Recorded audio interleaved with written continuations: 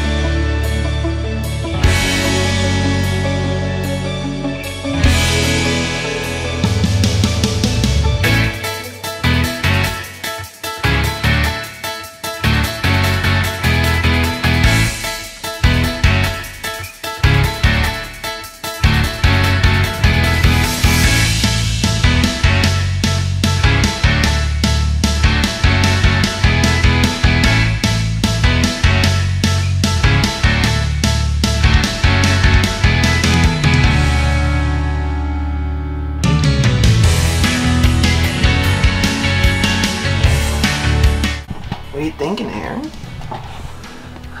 Thinking so many things. This is.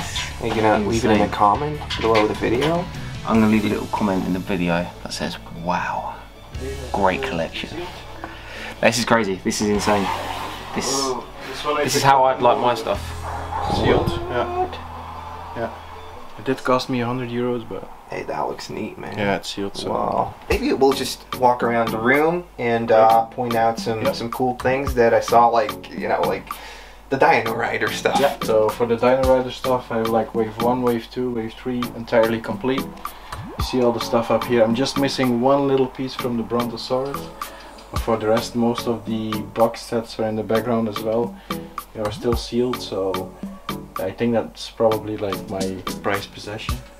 Because is there also, like, I always thought this was like the Brachio. Yeah.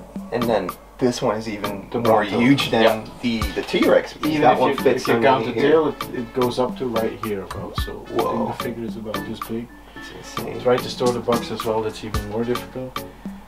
And I have the flap from it right here. I can show you. That's pretty cool. This one came off. So that's just to give you an idea how big the box is. One thing, as we were like walking up the stairs, like the toy room collection is already spread out into the hallway, which Exactly. creates like this when you come up the stairs, it's like this entrance, this familiar feeling you get when you walk up and you see like Ghostbuster stuff, turtle stuff, and everything. So like a little teaser. Yeah. I guess like most of the stuff comes from your childhood. Yeah, most of the stuff comes from my childhood. So if we go over here, maybe you have like most of the GIJoe figures in here are the ones from my childhood. So these are the ones I cherish the most. They are not minty, but because I used to play with them, that's why I keep those.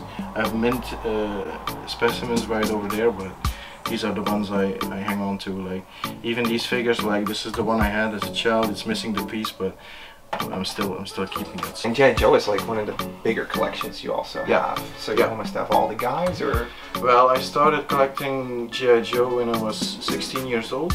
I bought like a big lot in Ghent from a collector that was like ending his collection, and that started off, and it's only been like the last 6 years that I've been collecting all the other storylines.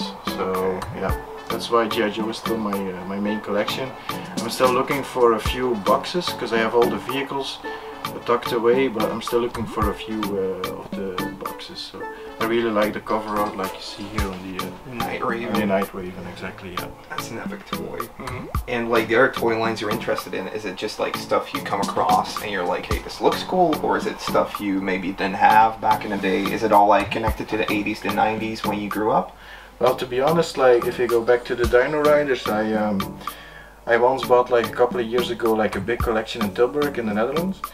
I had to go there like 2 times, trip by car, and I didn't know about Dino Riders because I was born in 1987.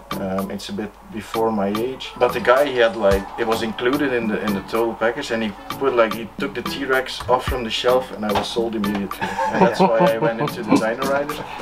Like, it's more of a connection I have, like for honest, like Mask is some stuff I had as a child, but I don't feel the connection that much. And I'm now getting into more of like the 90s lines, just because I have most of the stuff from the 80s, to get like the thrill of finding some 90s stuff is awesome. Yeah, because what you mainly do is you either try sourcing collections, buying up lots, but also going to a ton of flea markets and trying to get there early, trying to get all the good stuff that looks great. So there's a story behind each find. That's mainly what you're going after. Like the beginning when the collecting, like early in 2000, I found a lot of stuff in the flea markets, but nowadays it's more of getting to other collectors, swapping stuff. That's where I found now most of the grails, to be honest.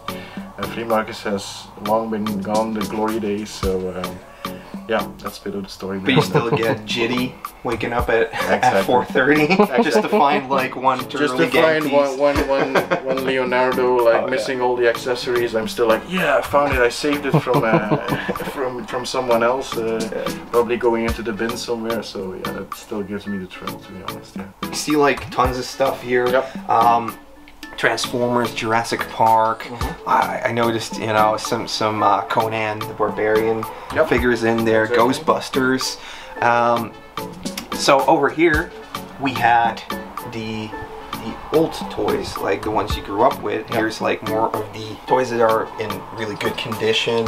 You also have a couple of Masters of the Universe grails here. You really have a scared glow problem. It glows in the dark. That's what caught my eye. So oh man, they're getting really expensive right now. So this isn't MOTU though. No, this dude. That's Black Star. Black Star. Right on the bull. Black Star. That looks cool. Yeah, looks great. Just missing the saddle, so looking forward to it. Oh, we have the dinosaurs. You got Bino tops. Yeah. I love how it's like all kind of like thrown together. Like not everything needs to be within, because I mean that's what makes it fun for me as well. Obviously this is like your home office. My toy room is my home office as well. How is it like when your coworkers see your surroundings? Do you have to sometimes explain like, yo, you know, I'm in my kid's room? Or nowadays in the COVID, it's like, yeah, you have to blur the background because otherwise you have to explain in every meeting what you're doing. So yeah, but it's not like a distraction for me. It's just a nice environment where I can relax, where I can focus. So I'm in my zone when I'm in here. So it's a stress-free zone where you can just zone out and you know, remember the finds, remember the toys, remember the stories behind it, the people behind it as well. Yeah, I made a lot of friends like collecting, so that's nice as well. So yeah, awesome. Yeah, I mean, we bought tons of stuff, like me and Matthias, like every time. I think like ever since 2018 we started going to Comic-Cons where you were at as well, and you know, just made a friendship. So. It's just because, like you said, like I've been collecting since I was 16 years old. I'm 35 now. In the beginning I could find like some stuff to complete the collection. Nowadays, to find just one single piece, I have to buy an entire collection, and so I'm selling the stuff off just to get like recuperate some of the investment, and to just please all the other collectors. That's it. So that's why I also like sell off like accessories separately. I just want to help other people complete their collection. So that's most of my aim. And not only do you have the GIJoe stuff, but there's also some Action Force. You got the Reps Action going over. Is that a Robo Skull? Yeah, that's a Robo Skull, exactly. Oh man. I'm just missing one leg. But for the rest it's complete. And then you got some of the Steel Brigades. Are there any other GIJoes you're really like army building, or is that something you used to do? Yeah. like the steel beam, like all of the army building figures, like the officers, the soldiers, the Crimson Guards.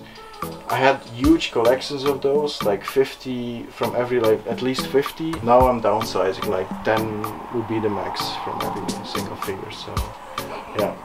Okay. Yeah. I had to cut it down. There's like a slight regret in this confession. There is a regret because nowadays you can't really find those anymore. They're going for super big bucks right now as exactly. well. It's yeah, insane. It's insane. It's insane because going back to, like I said, early 2000, you could find those in lots and nobody would care evenly. So yeah, I think I've just been lucky as well. Like in the 80s, everyone was collecting the Star Wars. I was already buying Turtles, small soldiers, all the stuff like that, Power Rangers, and I have a lot of those, and now prices are going up with that. So you got lots of plushies. Yeah, plushies is actually you got a ton of UKers. We just started collecting immigrants. Here we have a lot of plushes. It's actually a thing nowadays. If I go to flea markets, the only stuff you find are these plushes. Yeah, and these get left behind by hardcore collectors because they're like looking for plastic. Yeah, exactly. But they might not be looking for like wrapping paper by Turtles. They might not be looking for like a genuine gummy bear. Yeah. I also saw you got like a Snarf plushie right there. Yep. That's like also cool stuff to find. Definitely. And it's also the stuff that's like, if I go to flea markets, my girlfriend also goes. She collects clothing. Okay. And she also loves the plushes. So that's something we have in common. So that's why we have it up here. So maybe like a top 3 pieces in the collection you feel are grails or you wouldn't be able to part with right now. The first one would be over here. Let me just put this Shogun out the way. These are like the sealed sets of the accessories, like the cliff climber. Those are Euro exclusives. Those are Euro exclusives, exactly. I'm still missing the third one. I'm still looking for it for an acceptable price, but these are ones I will never let go for sure. Yeah. I was gonna ask, can we maybe take them out to show them? But there's like a stinger in the way. I don't want to go near those wings, man. Actually, I have 2 of those. Oh yeah. The other one is tucked away safely because this one also had the 6 wings, and I put it in the shelf and 2 fell off. So that's how fragile stuff is getting. So over here we got the scuba attack one and the cliff climber, and I don't remember what the other thing's name is. Is it Tower Tools? Tower Tools, yeah. Tower Tool. Yeah. Tower Tools is the last one. But yeah, those are like really cool packages. Too bad it doesn't have like a window box or anything, but then again it's just an accessory, so what is there to window box in that? Just like the gold on it, so definitely. You have one My Little Pony. Yeah, I have a special My Little Pony because it's the one that dances around. Oh, okay. That's why I kept it. I just like the mechanism. That's amazing. Yeah, I never found this one, so I don't know if it's a grail or not. I just like it, so I keep it. It's pretty cool, yeah. My random shell. Okay, so that was piece number 1. Yeah. My second one would be over there. It's something I got by a friend of mine who has a shop. I saw this before and I was like, are you gonna sell that? But no. No cake. No cake. No cake. No cake, Freddy. You know I like my pet monsters, but this is a Spanish version. And it's still in the box. Complete. He found it in a tiny little store, like a department store. It was still sitting there, same price it was back in the day. So yeah, I just love it. I'm just hooked on it. Oh man. Yeah. Oh, it's rubbery. Yeah. When he sent me the picture, he was picking it up. I couldn't sleep that night. So just anxious to get it over here. So yeah. Can we see the back? Yep, for sure. Why are there holes in here? I wonder. This thing opens up like the nose as well. For the original price of 1,895 francs. Quite expensive even, to be honest, yeah. Yeah, but nice. This is an exclusive, nice piece. It was just sitting there in a department store, between the kitchenware and everything, so this must have come out of Spain or something like that, right? Solo tú puedes salvar a los temblors de su tormento. Sus cadenas se romperán cuando alguien sueñe con ellos. Hazlo, sálvalos. Pero cuidado, si se ponen nerviosos gritan y se estremecen. Nadie sabe de lo que son capaces. Atrévete, los Temblors de Vir. Los Temblors. Los Temblors. Los Temblors, yeah. Wow. It's actually based on the original from the States. Yeah. Wow. Nice. Nice. Yep. Nice piece. I wonder what's on the list in number 3. Number 3 will be difficult because I have so many stuff.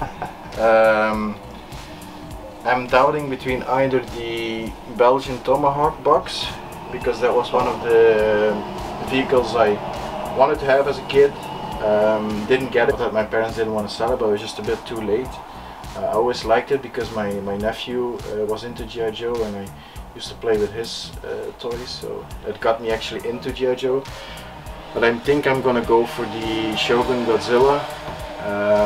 The reason is that his brothers are over there or in the collection, but the Shogun itself is downstairs. It's the only piece I can keep downstairs from the girlfriend.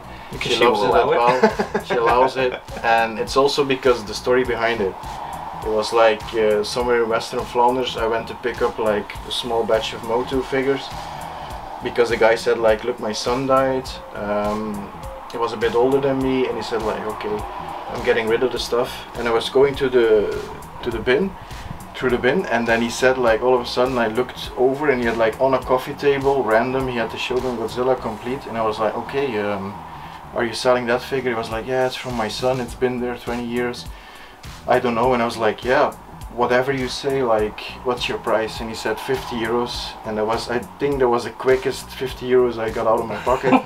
And I was trembling a lot. I think he noticed it. That's the thrill, like, you go for, yeah, like, yeah, oh my god, what's happening? That's the story behind adrenaline kicking in. Yeah, and it's immaculate, so yeah, really, I think that would be number 3. Yeah, okay, for sure. Well, sweet, man. Thanks so much for letting us into your zen zone, this antidepressant area where you do your work. My work office, yeah. So yeah, man, this is amazing. So we'll have some clips of just floating around within the collection as well.